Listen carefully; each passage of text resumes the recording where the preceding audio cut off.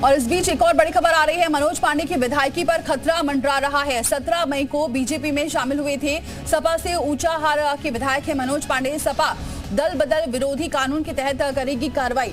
अखिलेश यादव पहले ही धोखेबाज कहकर जता चुके हैं नाराजगी और अभी 2 दिन पहले ही मनोज पांडे बीजेपी में शामिल हुए। अमित शाह ने की मौजूदगी में बीजेपी की सदस्यता ली, लेकिन अब जो विधायकी का खतरा है वो मंडरा रहा है।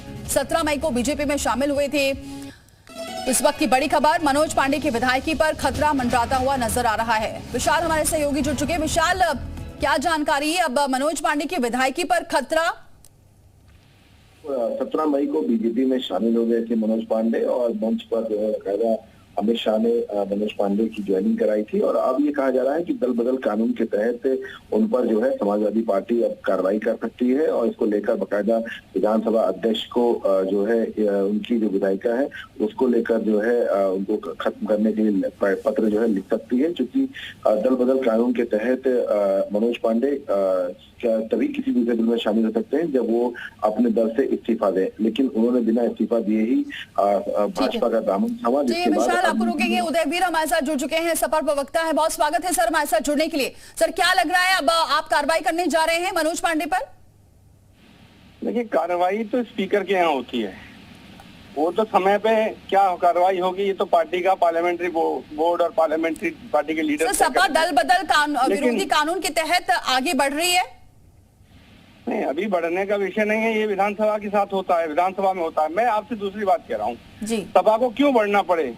मोदी जी, अमित शाह, मनोज पांडे, इनमें जरा भी नैतिकता है। बहुत सारी बड़ी बड़ी बातें करते हैं देश में, दल बदल के बारे में, करप्शन के बारे में, मौका परस्ती के बारे में। वो खुद इस्तीफा दे दें, देना चाहिए।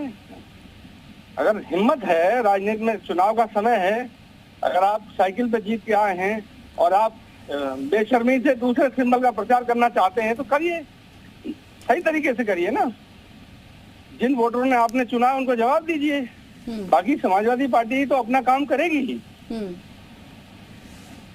तो सर, ये तो नाराजगी है आपकी, अब वो तो बीजेपी में शामिल हो गए, आपकी तरफ से अब आगे का क्या? नाराजगी नहीं है ये विषय, नाराजगी का नहीं है ये विषय। ये है कि आपको भाजपा से पूछना चाहिए कि ये सपा के सिंबल पे विधायक हैं, आपने शामिल किया है, तो क्या ये इस्तीफा देंगे? क्या दल बदल खरीद फरोख्त को भाजपा बढ़ाना चाहती है? कोई व्यक्ति आना चाहता है, आए, उसकी स्वतंत्रता है, वो जाना चाहे चला जाए, लेकिन जिस सिंबल से जीता उसको इस्तीफा दे। बाकी तो दल बदल विरोधी कानून उन पर लागू होगा ही। अब स्पीकर भाजपा का है, अगर वो और पक्षपात करना चाहते हैं और लोकतंत्र को नीचे ले जाना चाहते हैं तो वो अपने हिसाब से निर्णय लेंगे। लेकिन जब ये तो सदन के अंदर कार्रवाई की बात आएगी ना। विशाल भी हमारे साथ जुड़े हुए हमारे सहयोगी। विशाल, आप सवाल करना चाहते हैं तो पूछिए। बिल्कुल उदयवीर जी, आपको लगता है कि आप लोग जब पत्र भेजेंगे विधानसभा अध्यक्ष के पास तो कोई कार्रवाई होगी? क्योंकि इससे पहले भी हमने देखा है कि नितिन अग्रवाल वाले मामले में भी कोई कार्रवाई नहीं हुई और उससे पहले भी तमाम ऐसे कई मामले हुए जिसको लेकर आप लोगों ने पत्र लिखा। विधायक जब दूसरे दल में गए तो ऐसे में लगता है कि कोई कार्रवाई होगी विधायक के? क्योंकि दानिश चौहान जरूर इस्तीफा दिए थे, लेकिन नितिन अग्रवाल का एग्जाम्पल ले लें और आप मनोज पांडे का एग्जाम्पल ले लें, बिना इस्तीफा दिए ही भाजपा में शामिल हो गए।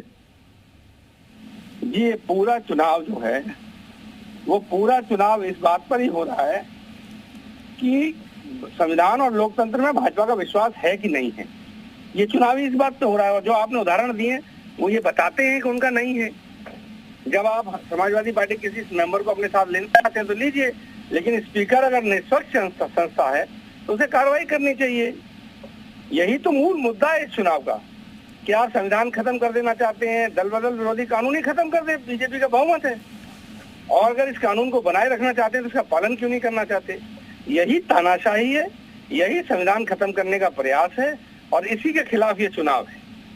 मनोज पांडे विधायक बनेंगे नहीं बनेंगे कोई फर्क नहीं पड़ता, लेकिन जिसमें कानून रहेगा, संविधान रहेगा कि नहीं रहेगा, इससे फर्क पड़ता है। इससे शोषित वंचित लोगों के अधिकार बचेंगे कि नहीं बचेंगे, ये झगड़ा शुरू हो रहा है। सवाल ये भी है कि राज्यसभा चुनाव में जिस तरह से राकेश प्रताप सिंह हो, अभय सिंह हो, या हम अगर बात करें राकेश पांडे की बात कर लें या मनोज पांडे की, सब लोग ने क्रॉस वोटिंग की थी, पूजा पाल ने भी क्रॉस वोटिंग की थी, तो अभी तक कार्रवाई क्यों नहीं की जा रही? क्यों नहीं पत्र लिखा गया? किस चीज का इंतजार किया जा रहा है आप लोग की तरफ से? क्योंकि राज्यसभा के अंदर जो वोटिंग होती है वो सीक्रेट बैलेट होता है। वो केवल आदमी वोट डालता है और जो पार्टी का मेंबर होता है उसे दिखाया जाता है, कहीं रिकॉर्डेड नहीं होता किसने। इसलिए हम जानते हैं कि उन्होंने वोट किया खिलाफ, लेकिन हम ये बात साबित कैसे करेंगे, क्योंकि सिर्फ आंख से देखा गया है, 2 लोग ने देखा है, एक विधायक ने, एक हमारी पार्टी के प्रतिनिधि ने। तो स्पीकर के यहाँ कैसे साबित करेंगे कि इन्होंने इनको वोट दिया?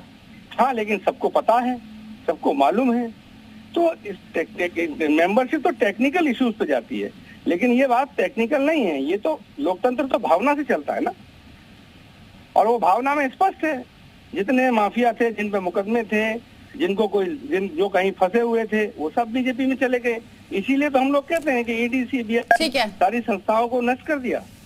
ठीक है उदयवीर जी, बहुत शुक्रिया अपनी बात रखने के लिए, हमारे साथ जुड़ने के लिए। तो अब देखना होगा कि क्या कुछ आगे कार्रवाई की जाती है, लेकिन कहा यह जा रहा है कि मनोज पांडे खुद से इस्तीफा दे दे। इस वक्त की